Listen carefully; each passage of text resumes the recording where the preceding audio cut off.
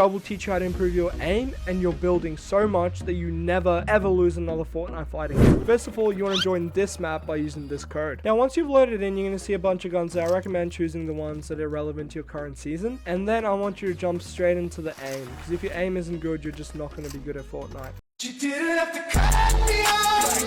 Next, I want you to hit reaction flick and start. So what a reaction flick is, you basically just have to hit as many shotgun shots as you can, as quick as you can.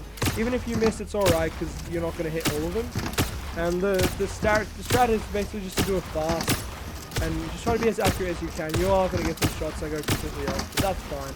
Try to also aim for like torso and up, because those are the ones that can deal the damage. Another thing that's really good for is if someone's coming into your box from different angles, it's going to protect you against all of them. Now after doing that, I want you to go and practice your side jump shots. So what side jump shots are, is basically I'm going to jump up and I'm going to try to shoot him. That's all it is. Now there's two ways you can jump when you're doing the side jumps. One is your normal standard jump without sprinting, like this. And then the one that I like to do is the one where I sprint, because this helps me hit more shots properly. And if they're hiding up in the corner like this, I can actually hit them. And now the key to doing this properly is you want to kind of jump in this little gap here, like right there, rather than jumping really early, because then you're not going to be able to get a proper shot on them. Now after practicing your side jumps, we're going to move on to, our AR aim. So to do the AR aim, I would say go on horizontal tracking and start. Use whichever AR is currently in the game. For me, it's going to be Enforcer AR. I want you to track the person with your crosshair for a little bit before actually shooting. What this is going to do is it's going to put the mind to muscle connection, and you're going to realize, oh no, I'm not going to shoot when I'm not tracking him. Whatever you do, make sure you're not just spamming him like this, You want to take your time with it. And then you can start hitting him slowly. See, the faster I shoot, the less shots I'm more likely to hit. Tracking him. Keep tracking him. Now, I would also practice that for 3 to 4 minutes, and then I would just call it a day. Next, what you want to be doing is you want to emote, and then you want to go to build. So now for building, I'm going to be teaching you how to absolutely put your 90s on crack. Like, you're going to be cranking up so fast. So let me give you a little example.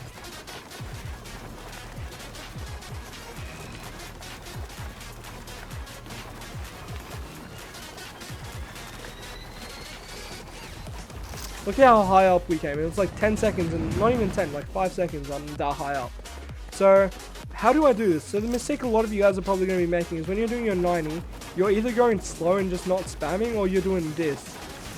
You're not placing your floor down. When you don't place your floor down, you're cutting your time by so much, right? Not cutting it, you're costing yourself more time. So always remember to put the floor down. Next move I'm going to teach you kind of segues into what we just did with the side jump shots.